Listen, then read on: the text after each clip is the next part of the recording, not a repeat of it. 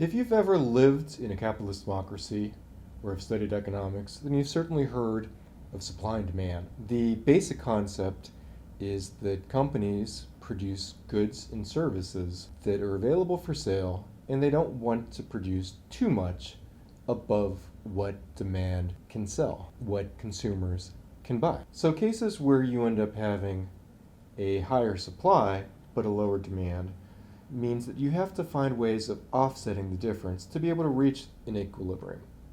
So in cases like that, you may drop the price. You may advertise or market your good or service. And if the reverse is true, that means more people want to purchase the item than the item is currently available, and hence prices end up rising or stockpiles decrease, again to reach an equilibrium. The theory on supply and demand only works, however, if companies are truly looking for that equilibrium. It's because of these reasons that prices have went up during the pandemic. What is often neglected is the conversation about just-in-time or made-to-order goods and services, primarily for the idea of goods. You don't want to go and have too high of a stockpile in case you can't get rid of it quickly. So that is one issue. The other issue is that often supply chains are spread globally. You may have a widget made in one country and a gadget made in another country, and these have to ship to a third or fourth or fifth country for manufacturing to put something together, like an automobile. And companies are still trying to get back to the new normal after the pandemic. I own stock in Coke, but I, as a consumer, wonder why the price of a 2-liter of Diet Coke has went from 99 cents on sale a couple of years ago to almost $3.50 today. And you have to remember that the World Health Organization might say that diet sodas such as Diet Coke, and I'm not picking on Coke in particular, they're all bad in this respect, contain aspartame, which could be a carcinogen. So companies are making huge profits. Are they seeking equilibrium? I do not know. But what I can tell you is I think we produce too much of junk in the world. There are tons and tons of items. Just look through Amazon or a catalog and see all the bizarre things that are created nowadays. Many things with a very small niche audience that doesn't make any sense, that doesn't contribute to society, that doesn't improve the lives of people, that basically are just wasted money for things you won't probably ever use if you purchase it. And there are costs associated with that. Not just the cost that the consumer spends when purchasing an item or a service, but things like the resources and things like the supply chains and items like externalities. We've already discussed the issues of spreading a long supply chain across multiple countries. We've seen its impact and effect during the pandemic. So I won't discuss that much more. The idea of resources, however, is much easier to grasp, and it comes down to relative scarcity.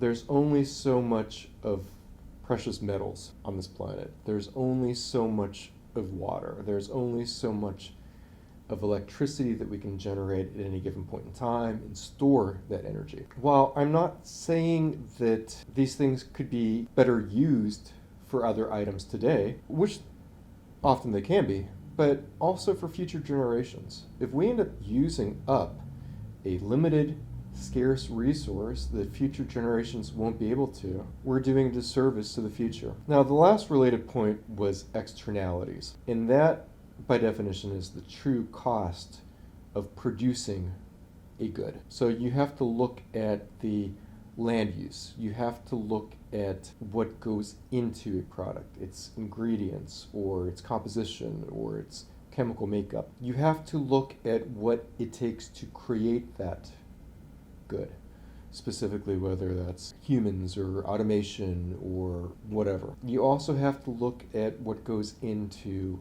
its packaging, and its marketing, and its shipping, and what pollution it might go and put in the environment. These are all concerns, especially now with global warming and climate change that we've been facing for the past. The Industrial Revolution started in the early 1800s. We would be better off from a perspective of supply chain and resource allocation and things like externalities if we didn't go and spend so much of time trying to be a consumer-focused marketplace. That's not what we as individuals believe we are. You know, if you ask a person what they are, the first thing that they say is not going to be, "Oh, I'm a consumer. I just bought this today." People don't think like that. People want to be authentic. They want to be able to be expressive and for them to be seen and to be heard and understood. We're not just buyers. If you're old enough to remember when the attacks happened in September 11th, President W said, "The most important thing we can do as citizens is purchase stuff." I wasn't a big fan of W. But if we all end up buying things that we need, that offer us form and function and utility, that could also last a long-term time, that's durable, or that you might be able to pass on to a future generation. I mean, that's one thing. But if you end up buying something that ends up sitting in your closet or in your attic forever, what's the point? We would have better allocation in resource utilization if we spent that money elsewhere or saved it. And most of us need to go and really increase our savings if we ever want to save for an emergency or retirement or whatever that rainy day may be that comes up invariably, especially in a country like America where we have to go and face conceivably, tens of thousands of dollars in debt just over costs like tuition at a university or medical bills that people in other countries don't have to face and don't worry about those particular kinds of issues. But it's, especially if you're working, it could be argued that time is money, and you're spending X amount of time per day to purchase particular items. If I end up going and buying a 2-liter of Diet Coke, which could give me cancer, I'm looking at spending a fraction of an hour to purchase this item, minus taxes and everything else, which doesn't seem to be a good utilization of my time as a resource. Which gets me to another point that's not directly related to supply and demand, but as I was saying, people want to feel like they have a purpose in life, that they are authentic and they're their true selves and can express that. But unfortunately, in most areas of work, we end up having jobs where we don't feel that we're contributing in a positive way to society or to nature or to the environment or to the causes and things that we're passionate about. Imagine if instead of working the average American 5 days a week doing our job, and by the way, in most other countries people don't work 40 hours a week like we do in America, and haven't for decades. But imagine if one of those 5 days we spent 8 or 9 hours actually trying to solve some issues of the world, whether that's how to save the corals, or help people to understand what wokeness is, or to get people to start talking about social democracy and progressivism, or to talk about the Renaissance. I mean, we have so many problems in the world, and we have so many people, but we're not being used properly. We're not being utilized to solve the issues that are facing us. I think that's one of the reasons why so many people are burnt out and just fed up and disgusted with their jobs. And society in general. Society isn't geared towards the needs of the people who live in it.